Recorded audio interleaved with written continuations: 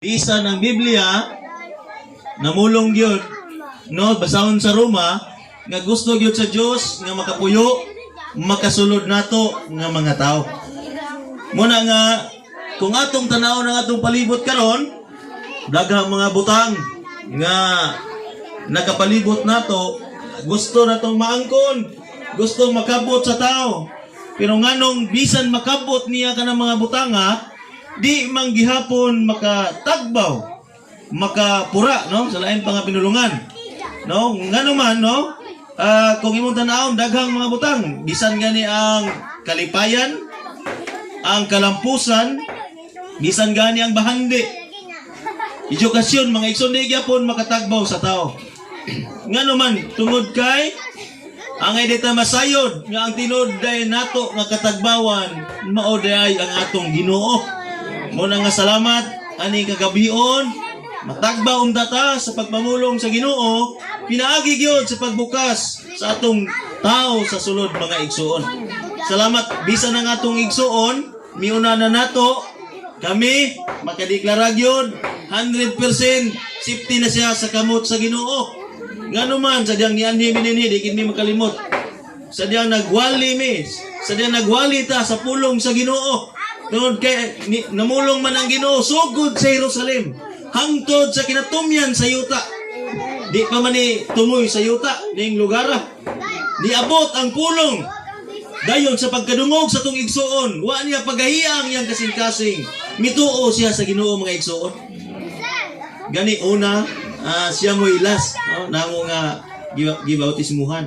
Dayon mga igsuon, human nakadungog sa pulong, nakabaton sa kinabuhi sa Ginoo. Dayon human nakabaton sa kinabuhi sa Ginoo. Mga igsuon, mao to say palagyanan nga ang atong ngalan masulat na sa basahon sa kinabuhi. Sama ba kung eskwela ka? Sama ba sa mga estudyante karon? Brad, pwede ba day mo appeal sa graduation ang usa ka estudyante nga wala siya mo magpa-enroll? No, di gid pwede no. Mo appeal siya sa graduation, ya wala man siya ka-appeal, wala man siya pa-enroll. Mga igsoon, sa espirituhanon nga bahin, ang atong pagtuo, ang pagtuo sa atong igsoon, o ang iyang panghimatuod nga mga pagpabautismo, na-enroll siya, nasulat iyang ngalan sa basahon sa kinabuhi. No, karon kay igo ra ba ang estudyante magpa-enroll ra? Unsa pa magisunod, Brad? Nakinahanglan pa gid siya nga mosulod. Nakinahanglan gid siya eskwela, Brad. Mao nang aron ka makasulod sa eskwelahan, naay mga requirements nga gibutang diyan. Ang gate gani sa eskwelahan na gani gibutang, Brad. No ID, no entry. Mga igsoon, nag-ingon gani ang makita niyo diya ba nga bisan kana nga bahin nagpahayag nato nga bisan kita natay ID pod karon, natay dagway sa Dios sumala pod sa Genesis 1:26. Ningon siya diya buhaton nato ang tao sama gyud sa kagalingon natong dagway. Kung ato nang tukion mga igsoon, wala gyud buhata ang tao sa matang sa tao. Gibuhat ang tao sa matang sa Dios. Gibuhat ang tao sama gyud sa dagway sa Dios. Wala ta buhata sama sa dagway sa mga mananap. Nga inigabot sa panahon nga ihawon na o unsaon ba? Gibuhat ta, espesyal gyud. Nganong nakaingon man tag espesyal? Tungod kay ang tanang butang milugwa pinagi sa pagpamulong sa Dios. Pero ang tao giunsa man sa Dios. Di ba? Nikuha siya glapok, Brad. Naghago gyud siya. Nagbuling-buling gyud siya, Brad. Naglapok-lapok gyud siya. Aron mahulma ang tao nga sama sa iyang dagway mga igsoon. Kini gipakita ni mga igsoon nga gusto sa Dios nga mahimo siyang ma-represent, mapadayag siya ngani nato nga mga tao pinaagi sa pag-umol sa Dios iyang kinabuhi ngani kanato mga igsoon. Busa ang atong Dios bisan ang tao nga gibuhat niya, ang atong unang mga gidikanan nga mo sila og si iba, bisan nahulog sila sa sala, bisan nakasala sila. Pero mga igsoon, ang Dios wa gid ta niya gi-give up. No, wa gid siya mawadig paglaom nato. No, kay kung Nawadaan pa siya paglaom. Naghimo ta siya laing tao, Brad, nga walay sala. Pero nganong wala man, tungod kay ang tao diay sa basahon sa Biblia mga igsoon, napuno ta sa saad sa Dios. Gisaaran ta sa Dios nga iyahang luwason mga igsoon. Busa daghang process, daghang mga giagian aron lang gyud nga makabot na nga gipangandoy ug gitinguha sa kasing-kasing sa atong Ginoo. Busa mga igsoon, anang buta nakapalibot nato, di man makatagbaw nato. Tungod kay nakaila ta karon nga ang Dios mo tinud nato ang katagbawan.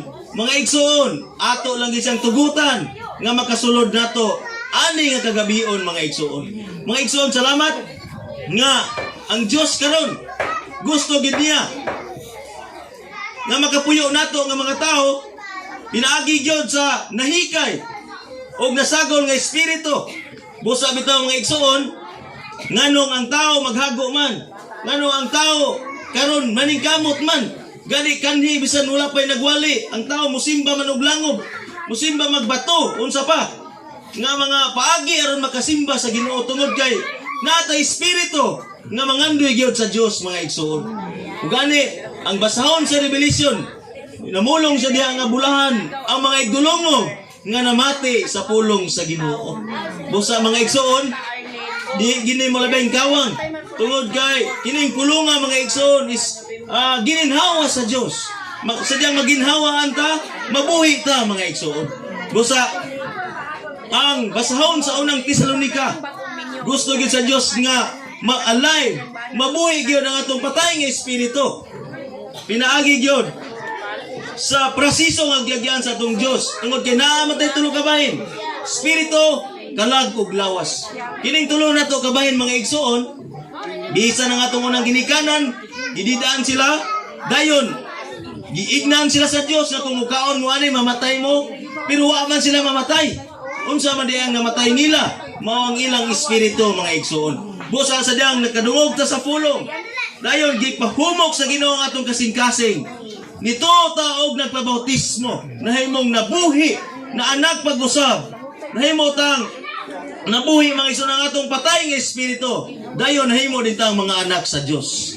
Busa wa lang ta buhata aron nga unsa na kasudlag pagkaon atong tiyan o kasudlan bag kay balo ang atong salabutan, gibuhat ta sa Dios aron kasudlag Dios ang atong espiritu mga igsoon. Busa ang atong Dios nagpuyo siya sa kahayag nga dili maduol, nagpakatao siya, nagkinabuhi sama po nato nga mga tao, nga sinatian ginya kung unsa gyud ang kinaiya sa tao pag kinabuhi sa tao, samtang naa pa siya aning yuta.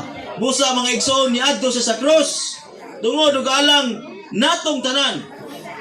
Ginaagi sa cross mga igsoon, gideklara mga igsoon nga tapos na. Nahuman na. Busa mga igsoon, gilubong siya. Ikatulo ka adlaw na banhaw siya. Dahil nahimo siyang espiritu nga tagatag og kinabuhi mga igsoon. No, nahimo siyang espiritu, sa Greek word is pneuma. Sa atong pinulangan is hangin. Ang atong Dios karon malahangin na siya nga Dios. Nga andam na magapuyo, maginhawa nato pasulod pagawas adlaw-adlaw mga igsoon. Busa kini nga paagi, kini nga giagian sa Dios aron lamang maangkon ta niya. Gibuhis niya yang bugtong anak tungod og alang nato mga igsoon. Aron kining bugtong anak mahimong panganay sa daghang mga magsuon. No, sumala sa Roma 8:29 siya ang panganay sa daghang mga magsuon. Then sa Juan 1:12 nahimo tang mga anak sa Dios mga igsoon. Sa diyang sa tanang nito og gidawat siya naghatag og katungod nga mahimo tang mga anak sa Dios. Salamat sa Ginoo nga atong igsoon, human siya mituo, midawat sa bautismo, ay so nahimo na siyang anak sa Dios. No? Dayon, human siya nahimong anak sa Dios, naabil niya tanan ang kadato sa tong amahan. Nasa'y dagway sa Dios. Gani sa Galacia 3:27, ingon dito kay ang tanang nabautismuhan ngadto kang Kristo, gisuluban na og Kristo. Naanatay ID, napakita uniform rad. Kasulod na gyud ta. Ingon ang 1:35. Sa pagkatinod kung dili kay anak sa tubig ug sa espiritu, di ka makasulod sa kingharian sa Dios. Mga igsoon, ang pag-anak nato pag-usab, may palagyanan nga makasulod ta sa gingharian sa Dios. Og mauni karon ang realidad. Din asa ta mauni ang iglesia karon mga igsoon. Busa salamat sa Ginoo kini nga process nga atong agyan kinahanglan nato iliso atong kasing-kasing og maghinulsol. Nganong kinahanglan man iliso, nganong kinahanglan man maghinulsol tungod kay ang tao napakyas man nahulog man sa sala, sipyat man busa iliso nato ang atong kasing-kasing. Ipatumong nato atong unahuna ngadto sa Dios. Kani siguro ang atong unahuna mitalikod ang atong kasing-kasing mitalikod.